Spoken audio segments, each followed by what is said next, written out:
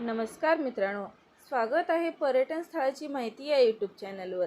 आता आपण जपान या देशातील पर्यटन स्थळाची माहिती पाहणार आहोत। त्यासाठी हा व्हिडिओ संपूर्ण पहा। तंत्रज्ञानाच्या बाबतीत सर्वात अग्रेसर असलेला हा देश आहे। या देशात अनेक मंदिरे आहेत, त्यामध्ये धार्मिक आणि बौद्ध धर्माची सुंदर मंदिरे आहेत। या देशातील मंदिराची रचना आगळीवेगळी आणि सुंदर सजवलेली मंदिरे पाहून मन अगदी थक्क होऊन जाते। चला तर आता पाहूया कोणते आहेत ते पर्यटन स्थळ। एक नारा, हे जपानमधील सर्वात सुंदर मंदिर आहे। नारा हे मंदिर प्राचीन मंदिरासोबतच शेकडो हरिणांसाठी प्रसिद्ध आहे। नारा हे ठिकाण वास्का आणि केस्टो या शहरापासून साधारणतः 1 तासाच्या अंतरावर आहे। साधारणपणे 2007 साली नाराला जपानची राजधानी म्हणून घोषित करण्यात आले। येथे सुंदर संग्रहालय सुद्धा पाहायला मिळते आणि त्याचबरोबर सुंदर हरिण बागडताना दिसतात।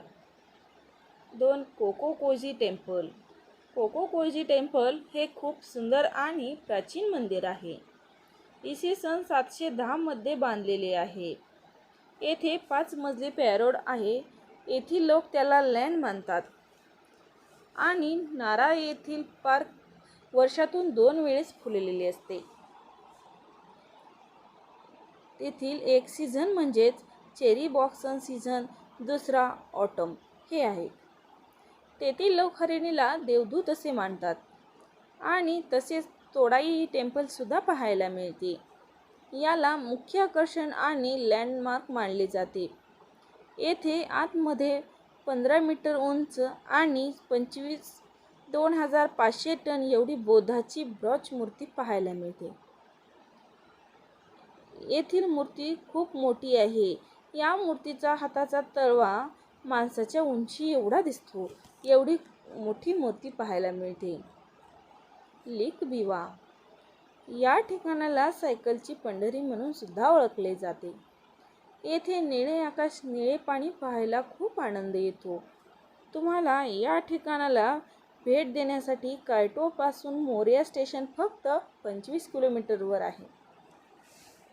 या ठिकाणी उकिनिडू हे टेम्पल खूपच सुंदर आहे।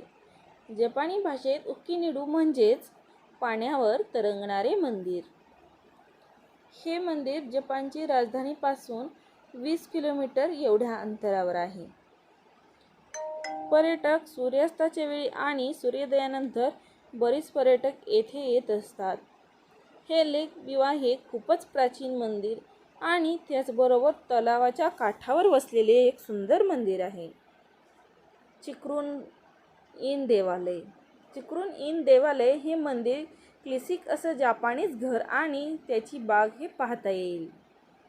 हे सर्वात सुंदर आणि लोकप्रिय पर्यटन स्थळ आहे। हे एका साधूंनी बांधलेले घर मानले जाते।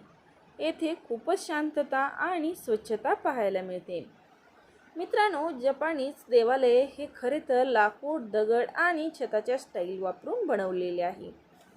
त्याच्यावरच रेखीव आणि नक्षीकाम पर्यटकांना खूपच मन वेधून घेते। मित्रांनो, जपानी भाषेत नेपाळला निप्पून असे म्हटले जाते, याचा अर्थ सूर्याचा देश असाच होतो। ही जपानबद्दल माहिती। या व्यतिरिक्त जपानमध्ये बरीच पर्यटन स्थळे आहेत। याची माहिती व अशा सर्व देशातील पर्यटन स्थळाची माहिती आपल्यापर्यंत येत राहील। त्यासाठी चॅनलला लाईक करा, सबस्क्राईब करा, शेअर करा। तोपर्यंत धन्यवाद।